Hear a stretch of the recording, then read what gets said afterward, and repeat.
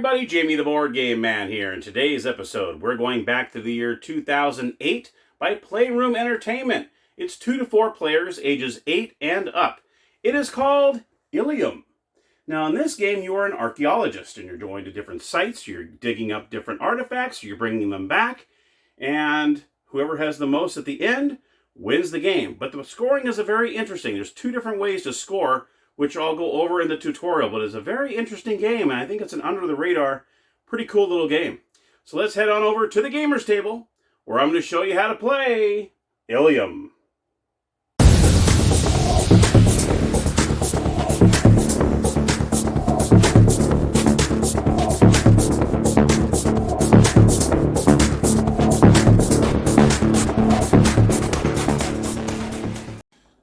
Alright everybody, here we are at the gaming table, and here is Ilium. Let's take a peek. So we're going to go ahead and go over all the components of the game, and then I'll show you the setup and how to play. So first and foremost, you have the instruction booklet. And mine came with 3 different languages, so I'm going to go ahead and obviously grab the English one. That way I can kind of go over things with you. You also have the board. This is all the dig sites. You'll have 13 dig sites on the board, and you'll have the stone paths, which I'll go over how you do that. You also have artifact tokens. These are the artifact tokens that will go on the board. You see one side says Ilium, and the other side has the artifacts that are on there. You have artifacts, either one of them or 5. So it goes 1 through 5. Okay. You also have the assignment cards. Every player has these cards, and they either tell you to place 1, 2, or 3 of your little archaeology guys that you can place on the board. So that's what these cards tell you. Either 1, 2, or 3, depending on how many archaeologists you have on the cards. And like I just said, here are your little archaeological guys. Here they are right here. They're so tiny. Each player gets 45 of these. And you have 4 different colors. You have the green, you have the yellow, the red, and the blue. You also have the scoring cubes. Now, each player has 4 of these. One of these is used for the scoring cube that goes around the board, which you actually don't do the scoring until the end of the game. So it's not really something you have to have out at the very first and have it on 0 here. All the scoring happens at the very end of the game, but I'll go over that in a moment. The other 3 are supply cubes, and I'll tell you how those work as soon as I go into how you play the game. So each player is going to get 4 of these scoring cubes, 45 of these little archaeological guys, okay? You have, like I said, 50 of the artifact tokens. And then you have the historian cards. There are 5 of these. And you'll see there's 5 different artifacts. So I'll go over what these are. Okay.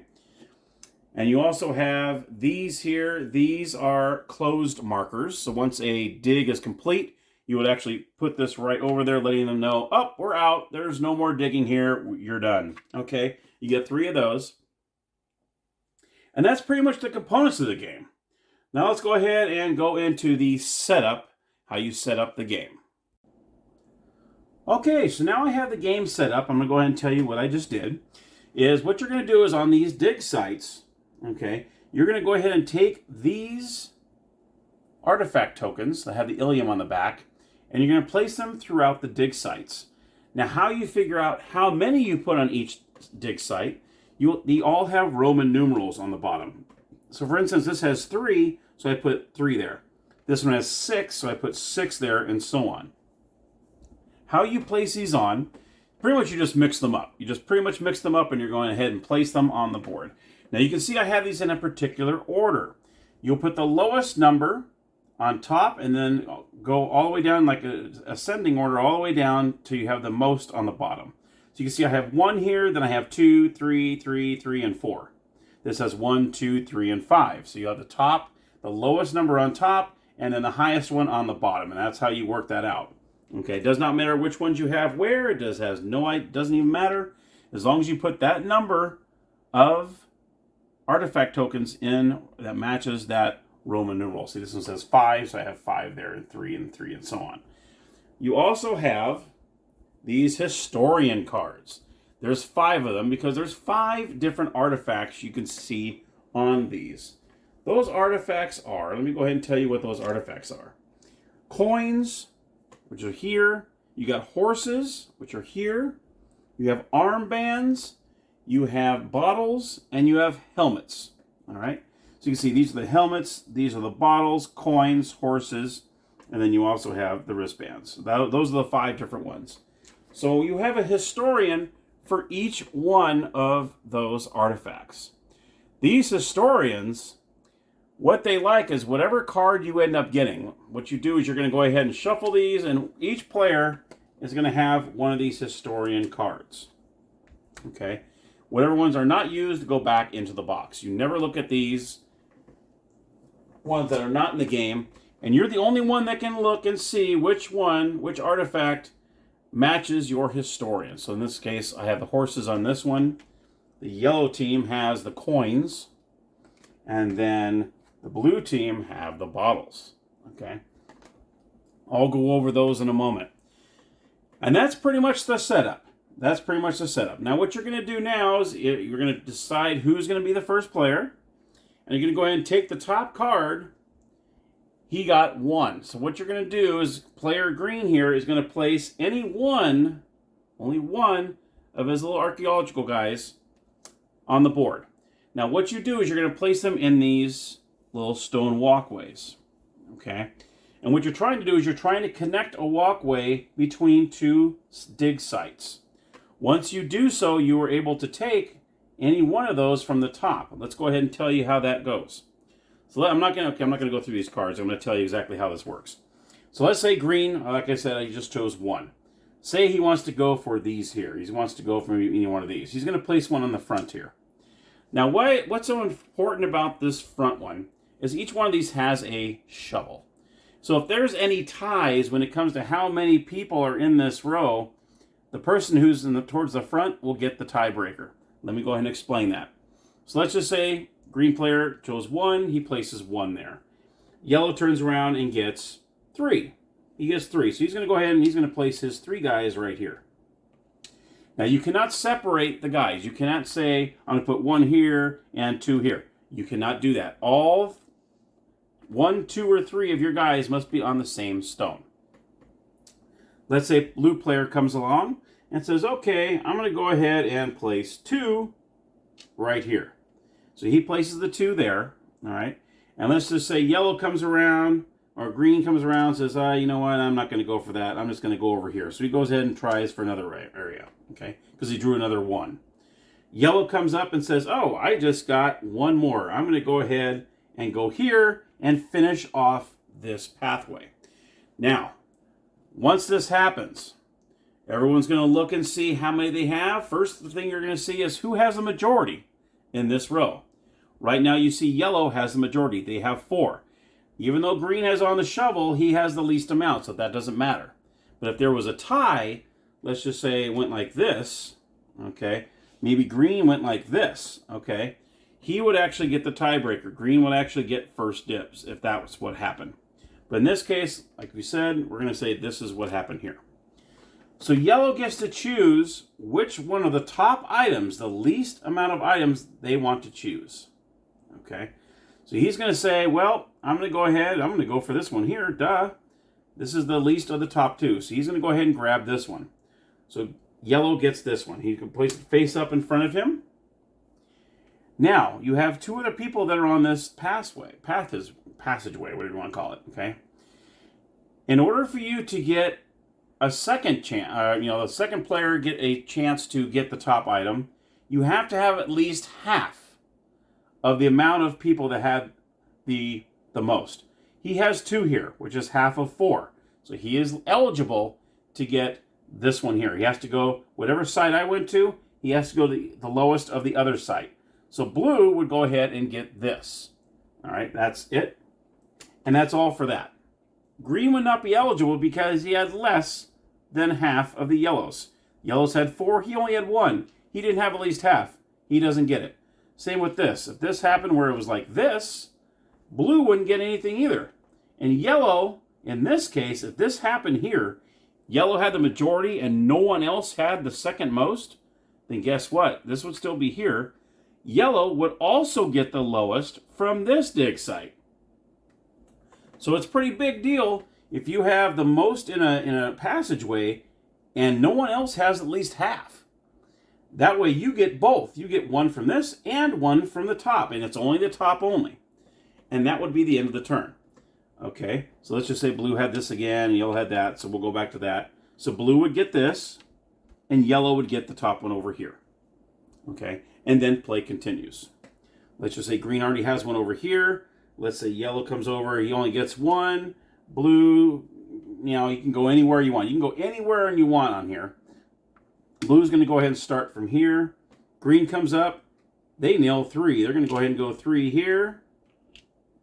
And let's just say green wants to finish this off.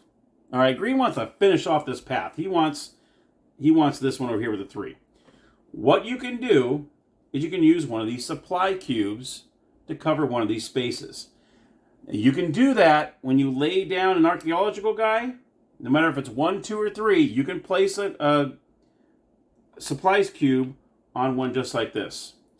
Usually the best way to do that is when you want to finish off a row. Now, if he didn't have these here, he can't just place one of these by itself. You cannot do that. Or you cannot, say you had a couple here, and that was the end of your turn, and then the turns went around, you know, yellow put theirs down, blue put theirs down. You can't just go, I'm just going to finish that off. You cannot finish off a cube by itself. Obviously, you cannot do that. Okay, there's no way of doing that. But if you do place a couple of these down in the same turn, after you lay down 2, you can go, I'm going to lay down a supply cube. So that's kind of an additional turn. And you can go ahead and use that to finish that off. And that does count as 1. So I would have 4 in this row. And yellow only has 1. So now he gets to take the top one out of both sites. So green would take this, and he would take the top one here, 3. There you have it. And that would take care of that. These archaeological guys always stay on the board. All right. Now, once these cubes are used, they're done. You only have 3 per game, so you got to use them wisely. All right. So let's say, let's do this way. Let's just say green and blue were tied. They were tied for second. It does not say anything that rules that a third player gets to get anything. It only says the first player, the majority, and the second place player. Okay. If there's a tie, obviously who's ever towards the front, or pretty much who's ever closest to the front, or whoever's on the shovel, would get that tiebreaker, and then that green player would get the second dibs. All right. It doesn't say anything about a third player dibs, so I'm assuming with the rules, it only mentions first and second. That's it. All right.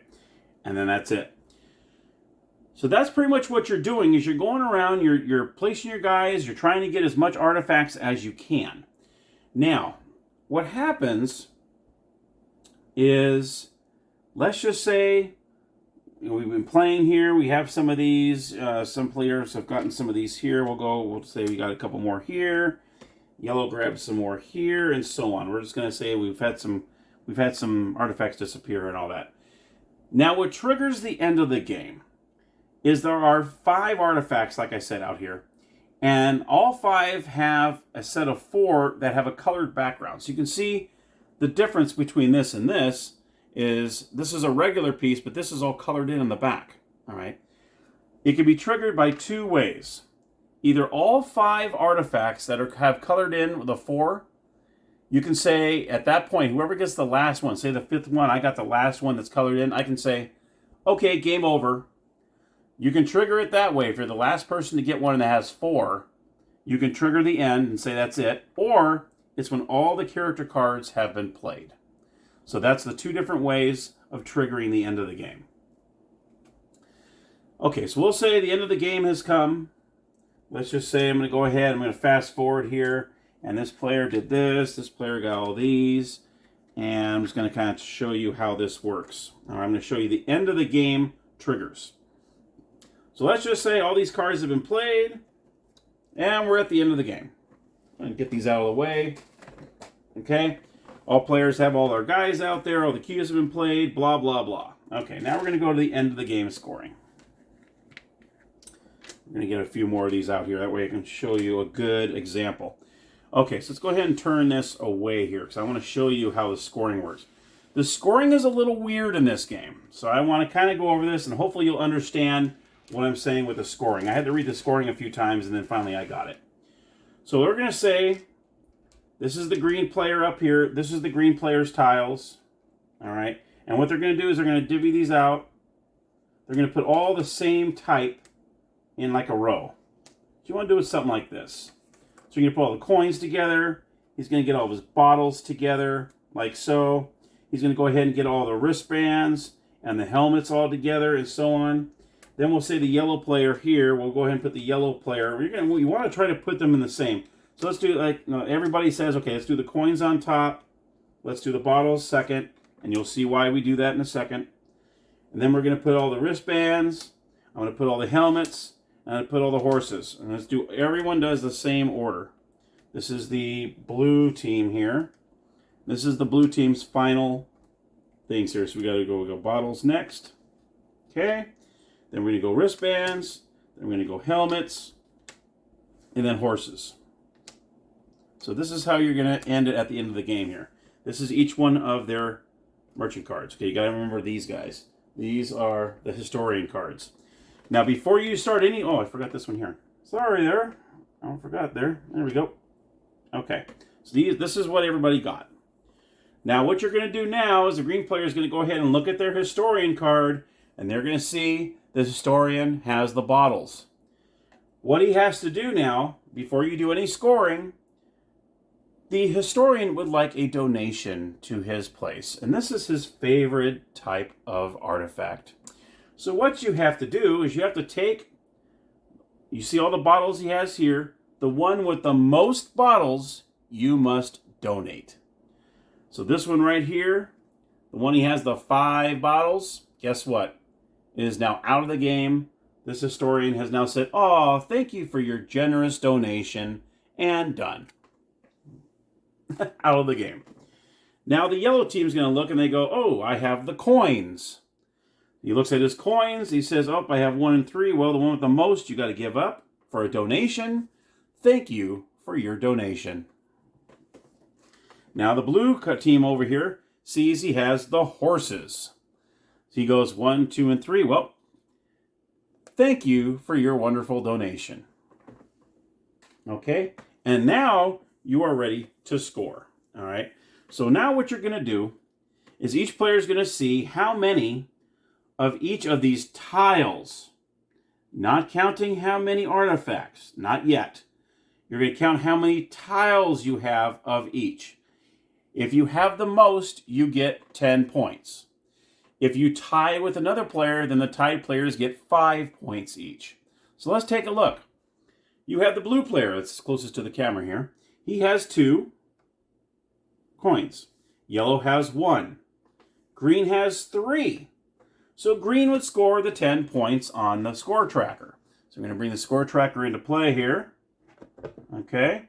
And just like that, green will move to 10 points. Ding-ding. Okay.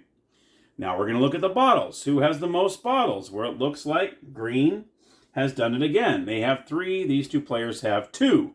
So green would move another 10 points. Ding. All right. Now you have these wristbands. All 3 players only have 1. So every player will score 5 points. Green goes to 25, and yellow and blue go to 5. Okay. Now you're going to look at the helmets. Looks like the blue player pulled it out. They have 2 helmets. So just like that, blue gets 10 points. See how he goes up to 15. Now you're going to look at the horses. Who has the most horses? Well, he doesn't have any horses at all. He has 1 and he has 2. So blue now gets 10 more points. And just like that, blue is tied green. That is the first round, what you're looking at. Now, you're going to look at the second half of scoring. And what you're going to do is for each set of 5 artifacts, you get 1 of each. You get 10 points. Unfortunately, green is not going to get any points because guess what? He doesn't have any sets of it because he doesn't have a horse. He has no horses, so he gets no points. This player here, he has a coin, and he has 1 of each, but he knows he's only going to have 1 of each because he only has 1 coin. So he's going to get 10 points because he has 1 of each, and that's it. So yellow goes up 10 points. He goes up to 15.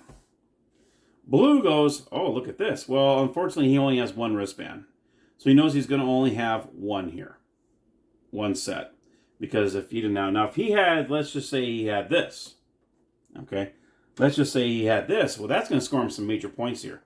Because the least he has of any of these is 3. Okay, because he has 3 here, and he has 6, 4, 5, and 3. So now he knows he has at least 3 sets of 5. He would get 30 points. But since he didn't have this, he would actually only have one set of 5, because he only has one of these. So he would get 10 points for having one set. So blue would move up to 35. And that's the game. So blue would end up being the winner with 35 points. Now say there was a tie. Let's just say there was a tie between green and blue at the end of all this. That's when you would count each individual piece. And whoever had the most there would end up breaking the tiebreaker. So let's just say these two were tied. This would be 3, 5, 8, 9, 12, 15, 17, 18 total. He would have 5, 8, 10, 11, 13, 15, 18, 21. So green would end up winning the tiebreaker, and he would end up winning the game. And there, my friends, is Ilium. So I hope you enjoyed the review. I hope I did a really good job trying to show you how to play and how to show the scoring. Now let's head on over to the game room, and I'll give you my final thoughts. All right, so my final thoughts on Ilium. You know what? This is a pretty cool little game. I like that you lay out your guys, your little archaeologist guys on the stone paths. If you have the majority, you can choose either one or the other site, choosing the lowest one. I think that's really cool. I also like the little supply cubes, just in case you want to finish off a row, you place one of yours and you just need one more person to maybe have the majority. You can place a supply cube right there, but you only have 3 of them in the whole game. So once you use them, they're gone. But I think it's really cool. I mean, the scoring, like I said, was very interesting. How you score the bars, but you never really score how many you have per row, which is, and the only way that goes into play is how many sets you have of 5. So it's really interesting, the scoring. And also the scoring, you don't know really where you're at, because you don't score along the way. You score at the very end of the game. Okay, how many do I have of this? Okay, I have the most of that. I get 10 points. Oh, we tied. Okay, so we all get 5 points. So it's at the very end of the game that you start the scoring. Now, sometimes I do like games where you're scoring along the way, where you know where you're at. But this one, you were completely blind. I mean, you don't know. You can see everyone else's tiles, but you're not going to be sitting there going, okay, he has more than me in it. Because you got to, I mean, you're out there trying to get as many sets as you can. And you really got to think more offensively, I think, and defensively in this game. Because you'll be sitting there, you're not paying attention to what's going on in the game, where you might miss someone putting someone down. You might not catch that. But I think it's interesting. I think it's a cool little game. It's a very under-the-radar game. I can understand why my buddy Matt Wilkins was very excited when he saw me in my April newest editions. When he saw I picked this up, he goes, "Oh, Ilium, Ilium." You know, so I could tell he was very interested in seeing a review on it. So I finally got to it, Matt. Sorry, it took me a little while. Finally got to it, read the instructions. I'm like, this is actually a cool little game. So I hope you all enjoyed the episode. Let me know if you have the game or you haven't had the game or you've never heard of the game. But let's not forget the thumb meter. I'm going to give this one a thumbs up because I like this game a lot. This is actually a really, really fun little game. I like you can trigger the end of the game where all the 4 pieces, all the ones with 4s are gone, or when everyone runs out of their cards. I do like that you do have that variant where you can actually choose which card you want to use of how many archaeologists to put down, or do you want to play the standard way where you just kind of shuffle them up and whatever comes up, that's how many archaeologists you put up there. It'd be, yeah, I mean, you can play it either way, and I think it's cool. You should try it both ways, see which way you like the best, and go with it. So, but yeah, thank you so much for watching. I appreciate it. That's my episode on Ilium. And if you're not a subscriber, please feel free to hit that subscribe button. Thank you so much for watching. And as always, happy gaming.